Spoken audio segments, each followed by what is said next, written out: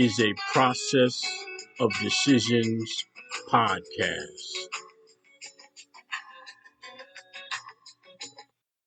Is Trent Thomas, your recovery peer support specialist. Tonight's episode is entitled It's an Inside Job. There is a slogan that states, only you can fix you. This is a fact. Just as true that no one can force you to recover. It is also true that you must participate in your own recovery.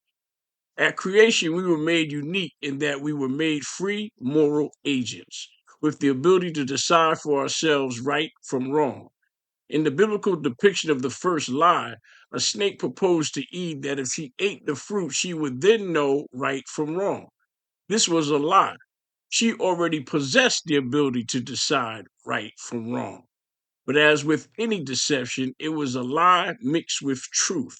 Since she already possessed this right, what she would experience is what it was to do wrong, to act in defiance against God, in effect, to sin. What was actually being challenged is would it be better to act against God's order of God, man, woman? The lie was intended to separate woman from man and man from God. This question challenges God's order of submission. Submission is often misrepresented as something undesirable, likened to slavery. However, in this context, submission is defined as protection. Women is under man's protection as man is under God's. Children are said to be in submission to their parents, meaning under the care and protection of parents. This is in fact means parents are in service to their children. Parents serve their children in that they must provide and protect their children, even to the level of offering their very lives to save their children. To defy the order of submission as decreed by God invalidates the sanctity of this divine order of protection. To violate this order denies God his right as chief caregiver and protector of all his creations. In that first lie, Satan initiated a challenge to separate by deception woman from man.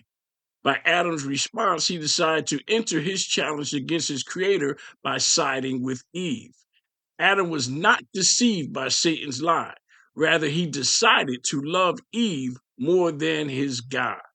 When he answered God by stating, "It was the woman whom you gave me," he accepted no responsibility for his decision, but rather passed the blame back to God.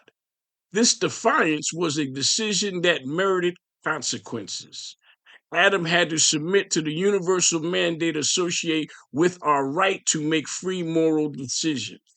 Our right to make free moral decisions is permitted under the choices, decisions, consequences, and rewards mandate. This mandate adds accountability to all our decisions. This mandate states that all wrong or bad decisions are met with consequences, and all correct or good decisions merit rewards. This fact places all humans under a roof of accountability. We are held accountable for all our decisions, right or wrong. This mandate means no lie can last forever. It also merits increasingly more and more severe consequences for each repeated wrong decision, with a finality for wrong decisions that ends with no decisions being made at all or death. Conversely, the first meaning of making correct decisions is that we get to make more decisions. Thus, the provision for making good or correct decisions is life. And conversely, the ultimate decision for making bad decisions is death, or the end to making any more decisions. This is God ordained universal law. No one is excluded from this law. It never matters how much wealth you have or who you are. No one escapes this mandate for life. This mandate defines how we learn and how we live. It confines how we teach our children, as well as the laws we construct to govern ourselves. We are the product of this mandate, as well as the products we create and produce.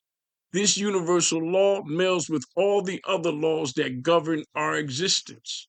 the laws that govern matter and motion, the laws that govern the air we breathe, the earth we live on. Our right to decide right from wrong is inherited to us by just being human beings. We are complete with a moral will written upon our heart. Even if we never read the Bible, we would still know right from wrong. We have an inborn ability to derive God's separation of good and bad. We have inborn feelings of shame and guilt. We have a spontaneous conscience which turns on when matters of right and wrong are encountered. We have an inborn connection with our Creator, which we call spirituality. We are of the few beings that recognize the existence of God or a higher power.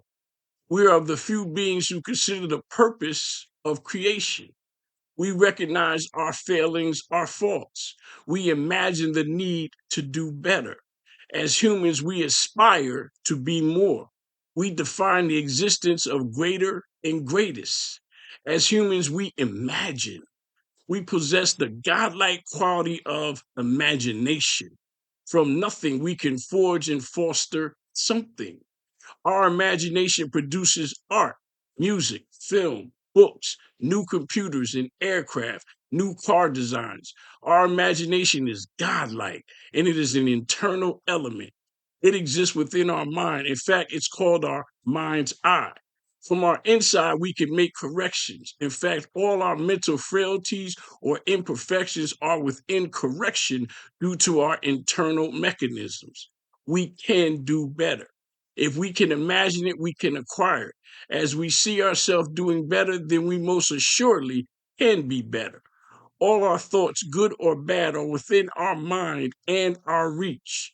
We connect to our moral code through spirituality and can make corrections with the assistance of a power greater than ours. Our spiritual connection is mandatory for internal growth. Addiction is a disease that exists in a deleted spiritual composition. By increasing our spirituality, which is our connection with God and the moral capacity to do what is right, we correct our course direction from immoral out of balance to being in moral balance, setting our decision making on a road of better decisions, thus reaping more rewards and less consequences. We bind our inner mind's eye on the imagination that comes from God and steer away from the lies of addiction and self destruction.